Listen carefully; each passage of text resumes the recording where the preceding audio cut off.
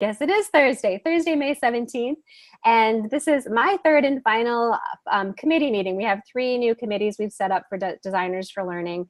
And this is the Fund Development Committee's meeting. So it's being recorded. It's unfortunately we decided to record this during the day. So I know a lot of folks are at work, obviously. And so what I really want to do is just give everybody a lay of the land in terms of what Designers for Learning is up to these days, and then start carving a path in terms of what it would be great for the Fund Development Committee members, the volunteers on this committee, to help us do in terms of raising money for our organization. So the agenda is pretty straightforward. If we have anybody jumping in today, we've got Rhonda here to share some introductions would be great, so we can get some communication going across the teams. I unfortunately don't know a few of the people that have joined us on this team, so it will be interesting for me as well to get to know people. Then I wanted to run through what our strategic mission is and what our strategic goals are for Designers for Learning. We have some people who joined us early when we were working on some smaller projects, and now we've undertaken a couple of new things that people may not be aware of, so we'll talk about that. And then also the main thrust after we get through that is to get into specifics in terms of what we would love as an organization for this committee to do in terms of helping us develop money for our organization to fund specific projects, as well as just our basic overhead expenses. And with that, I'm just going to jump into the introductions. And Rhonda, I think you're our sole participant at this moment. Would you mind introducing yourself and maybe also give a little bit of background with the project you worked with on us back in the day when we first were kicking off Designers for Learning? Yeah, absolutely. My name is Rhonda Dorsey. I think when I was working with Designers for Learning, I believe it was back in 2014, I was Rhonda Dorsey Nagabauer, so I'm now Rhonda Dorsey. And at that time, I was also working as an adjunct for Chadron State College. I was a transitional studies instructor working primarily with students with low ACT scores, under 19, in reading, writing, and math.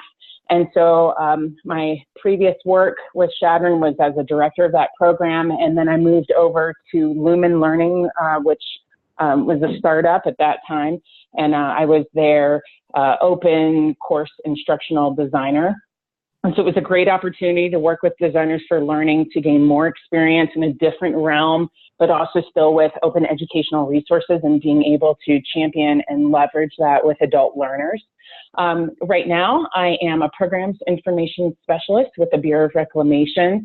I work mostly in outreach and communications, and I also do training. In fact, that's what I'm kind of doing right now, is going back to my instructional systems technology roots and working on asynchronous and synchronous trainings for supporting our science and technology and desalination water purification research programs. Wow, that's a mouthful right there. Just your title. There's a lot going on. Yeah. There's a lot going on. And as Rhonda and I talked about before I turned the recording on, she may need to drop out and get back to her real job as well. But I just really thank you so much for sticking with us, Rhonda, you were there at the beginning when we were just doing, I believe, a pretty small service project. I think the cohort at that point was maybe under 20 people, right? It wasn't the first project. Yes. And yes, as we'll kind of small, right?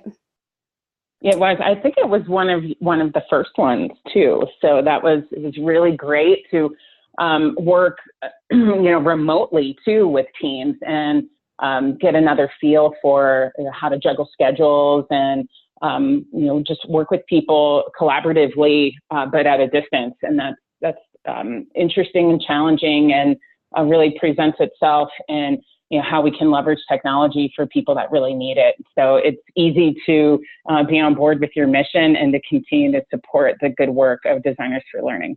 Yeah, and that's something we really are, it's a constant struggle for anybody who does virtual work. Is we think our strengths is that, just as you said, you get to meet and work and interact with people that are in different time zones and in different backgrounds, different disciplines. But with that comes then the challenge of working with people in different time zones that you don't know. And so we try to kind of thread that needle to make it a positive experience. And we're still learning. This is a perfect example today of, maybe having a meeting where people can't attend, but they're able to then listen to the recording and then somehow, come back together when we get into the meat of the work that we're doing. So with that, I just wanted to spend a little bit of time talking about our board of directors and our officers. This is a very big change for Rhonda. Probably, I don't think any of these folks were known to you at the time that we started, but when we became a nonprofit in 2014-15 time period, when the filings all came through, we formalized our organizational structure, and John Bakke is now our president of the board of directors, Monica Tracy is our vice president, and Jeff Gumas is our secretary. Monica's been with us since day one. John and Jeff have just recently come on at our last election period and joined our board.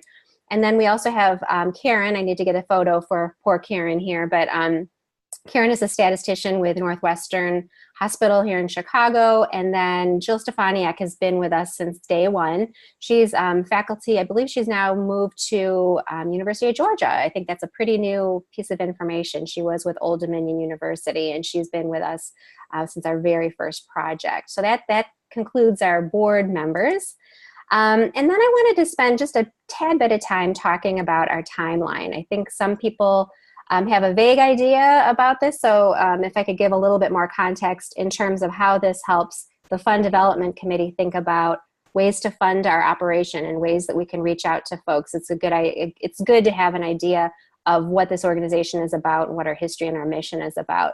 So we really started as a very small project. We had a cohort of about 13 or 14 people, all instructional design students, who we recruited to work on a service learning project for Grace Centers of Hope.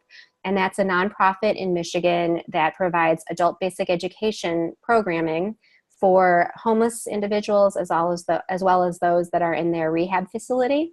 And we unfortunately had to turn away a lot of volunteers who wanted to join just because we didn't have the capacity to facilitate larger projects. So beginning in 2016, we began offering what we term service MOOCs. So a MOOC, for those that are not aware, a MOOC is a massive open online course. And so we've run those on Canvas Network. And over the past few years, we've had roughly 4,500 people sign up to participate as students enrolled in the service MOOC. And about 3 to 5% of those participants have actually then continued on with us and finished open educational resources that we now store on OER Commons. And so these resources that are created are then for the benefit of adult educators and their learners to use in their classroom. And so throughout that time period, as I mentioned, we did go through the process of forming officially as a nonprofit and as a 501c3. We're based here in Illinois, in Chicago. And as part of that, we, in 2017, joined the Chicago Literacy Alliance. And this is an alliance of about 130 nonprofits, all based in the city of Chicago, dedicated to literacy-related initiatives. So some may be K-12, and probably that's the majority of the Chicago Literacy Alliance membership, but a fair amount are devoted to adult literacy issues, which is where we fall into the equation. We also then, in 2017, this is pertinent to our Fund Development Committee, you should listen to this part, we began offering 4-fee design challenges.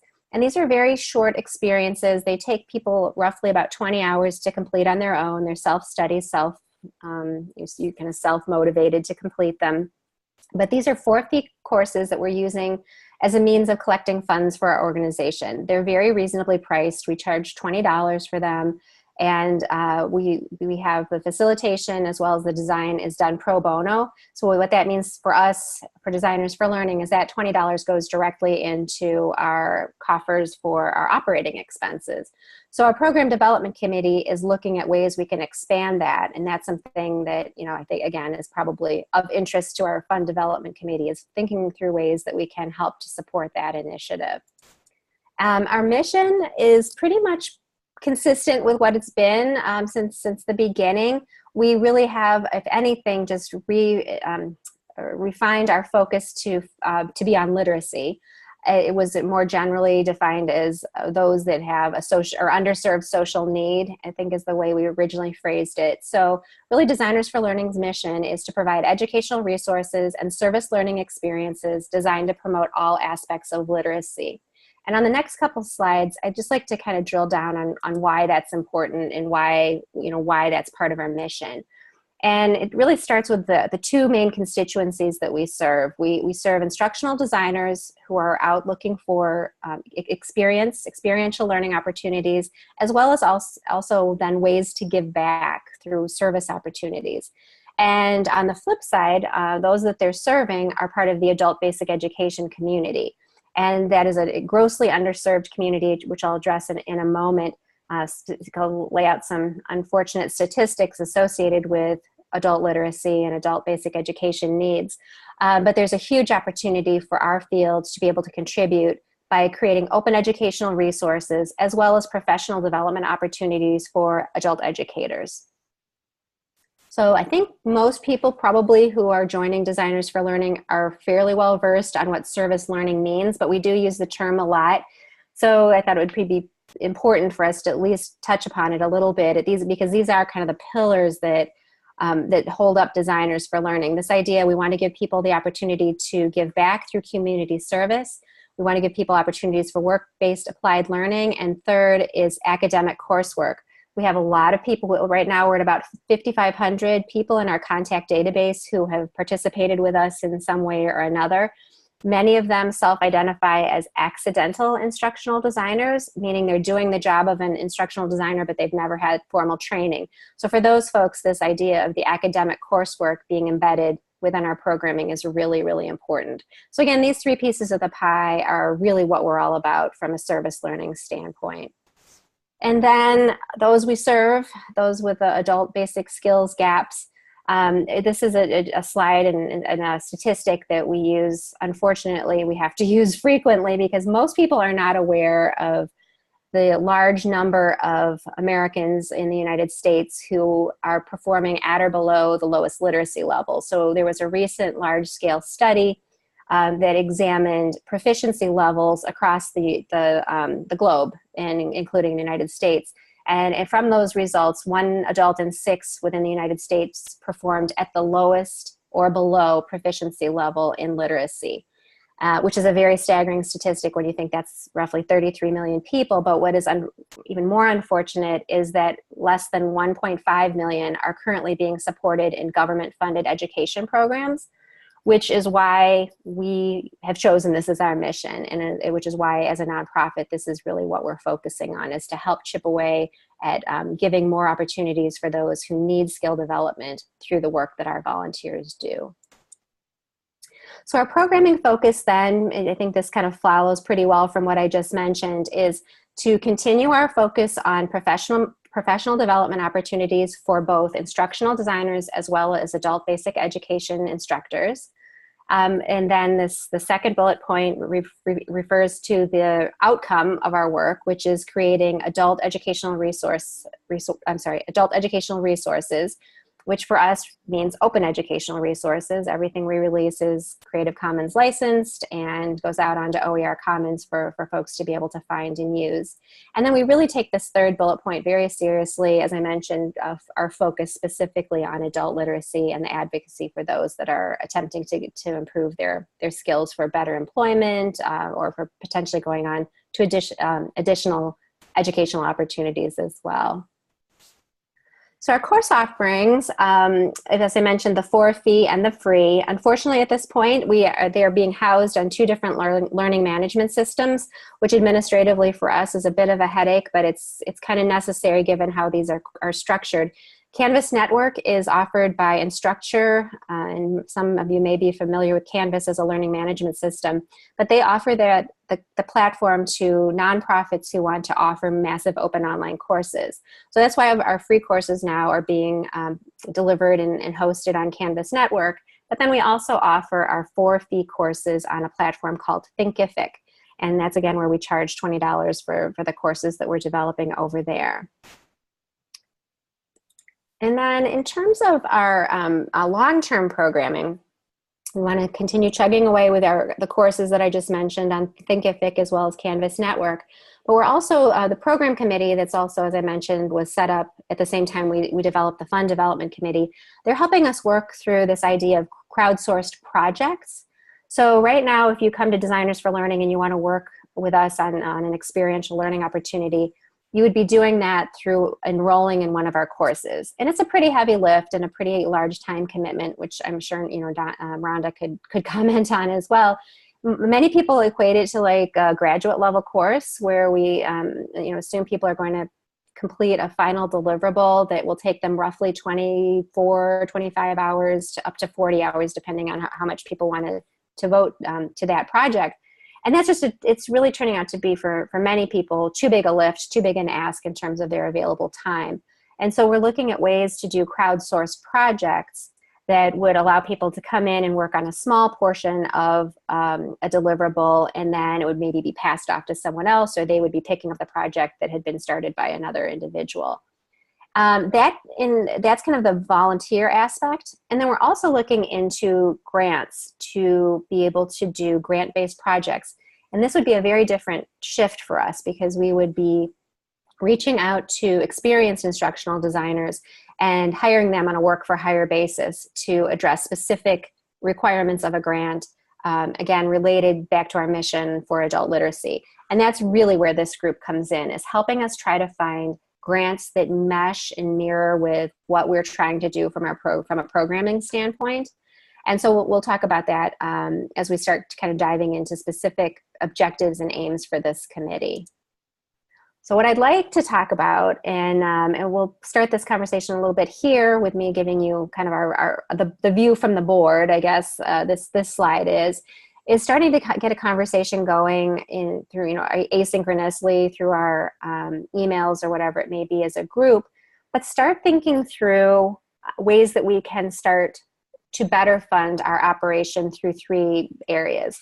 One, but this is something we're targeting specifically for this year, the remainder of this year. One is coming up with a formal individual and corporate giving plan. We're really bad as an organization, meaning me specifically, at asking people for money. So whether that be through individual solicitations or going to corporations that may be able to either give us money or in-kind donations, we're just bad at it. And so we need to have a plan for who we target. We need to have a way to do this, how to execute it, how to reach these folks. And that's something I'm hoping this group will be able to help us think through. The second thing is to, as I mentioned, go out in the universe of the grant world and look for foundations or other granting bodies, funding bodies, to see what's out there in terms of money that we may be able to apply for. And from that, once we get a roster of the available grants, you start getting a timetable in terms of when they're looking for proposals to be submitted, which then turns into a more formalized plan for us to be able to, again, be more strategic in terms of the projects we're doing that would align with funding that we actually have. And third, certainly not least, is we did have some degree of success a couple years ago with a fall fundraising campaign. It was tied to an event which we called the Ed Impact Day. It was a 12-hour webcast-a-thon. And so we were able to attract a huge crowd of people to attend, as well as a number of outstanding speakers that were from the government, as well as National Science Foundation, major universities doing work in our field. And it was a really fun way to raise awareness for issues surrounding adult education, literacy, ways that people can give back, and how we as an educational field can impact important underserved needs. So what we want to do at the fall of 2018 is pick up that idea again. It was very labor intensive for us to host and facilitate this. So we took a year off in 2017, but we're interested in anyone who would like to volunteer on a specific project associated with the fall campaign, and help us think through kind of soup to nuts. What would this event look like? How could we tie it into a fundraising effort? And what would the theme be? Right now, we're kind of going down a theme of digital inclusion, which incorporates a lot of different areas of digital literacy, digital access. And I think we could attract a lot of interesting people, maybe as speakers or some type of event that we could wrap around that concept of digital inclusion. So with that, this is where then we're asking you to kind of think through what I've just talked about for the last 20 minutes or so, 15 minutes or so, is given our focus with the Designers for Learning, where do you see your interest level and where do you see, where you'd like to spend time and focus with us? And so going back to that slide that I mentioned a moment ago, the Fund Development Aims, would you be interested in helping us develop our individual and corporate giving plan? Are you more interested in thinking through grant opportunities to either help us seek them out and then write the grant grant applications? Or would you be more interested in a targeted campaign such as the EdImpact, which again is the fundraising and then special event that we have in the fall? So with that, I don't know, Rhonda, if you're still hanging with us, any thoughts on what I mentioned, and in particular, back to this screen as far as the Fund Development Aims and how you might be able to fit in with that? Yeah, absolutely. I mean, I have a background in grant writing, and then your fall campaign, it seems really exciting. And I don't know anything about the one that you did previously, so I'll start doing some research on that, but happy to help with that. And then as far as like individual corporate, I don't have as much experience there, but I'm happy to support that too. So I can go with any of the three. Okay, that's fantastic. And I've never written a grant in my life. So this, All right. a couple of years in here with a nonprofit. I mean, we've done some letters of inquiry, and we're quickly what our issue is, and to kind of put it all out on the table, is we aren't a direct service provider, which a lot of them are really looking for us directly working with learners, adult learners. We're kind of a step away, either through the professional development of educators or even development of curriculum is not something that's traditionally funded. So I think it'll be interesting with your experience and background to try to think through ways that we can take what the request is for what the call is rather for the grant, and think of ways that we can reframe what we're doing to make the measurable outcomes for what they are looking to fund. So that's perfect. And then, as you mentioned, the fall campaign will definitely keep you in mind for that. So then, as far as next steps, as I said, I really wanted today just to be kind of an overview of this is what we're all about, this is what we're doing. So to continue this conversation asynchronously, I did create, if you could check your email, you should see 2 invitations. One is to a Google group, and that's turning out to be for us. It looks really old. Google needs to do a better job of revamping the interface. But in terms of what you're able to do, it has served us pretty well for a free platform for us to use. Within the Google group, you can post a new message, and it goes out to everybody that's signed up for that group in an email. And so you get the email, and then also the replies then go back and are stored within the Google group. So it's kind of a nice way to asynchronously store all of our communications, and then also be able to leverage emails, which tends to be how we're still communicating this day and age. And then the other thing is our Google Drive folder. And so again, if you click on the links from this is all part of the Google Slides. If you click on the yellow underline there, when you click on the slide, it'll take you to the Google Drive folder. And again, I shared this with everybody on our team. If we could then try to use that as the space where we aggregate all of our document sharing and our collaboration, that would be great. So what I'm going to do then is conclude this. Thank Rhonda for hanging in there with me. And then definitely keep an eye out for a follow-up email. Well, I'll start asking people to, as I did with Rhonda, to specifically identify specific projects you want to work on, and we'll get those kicked off in the next couple weeks. But with that, Rhonda, I don't know, is there anything you were hoping I would cover today that I didn't, or is there something you might like me to expand on? Yeah, my only lingering question would be, how is the timeline? Is that to be determined, or does your leadership already have that kind of figured out? Yeah, well, like I said, right now we're starting from ground zero, so we really don't have we obviously would like to get money as soon, sooner rather than later. But just to give you also a sense of what kind of money we're talking about, it costs us about $5,000 to $6,000 a year just to keep the lights on with Designers for Learning, which means paying our web hosting fees, filing fees with the government, those types of things. And so through our 4 fee courses, as well as individual giving, we've been able to chug along and do a pretty good job of that. And we're hoping that our fall campaign will also help with that. In terms of a timeline, I think you're also talking about is the grants. It's kind of a chicken or the egg thing, which comes first, our project committee coming up with a project idea or the fund development committee coming up with potential funding.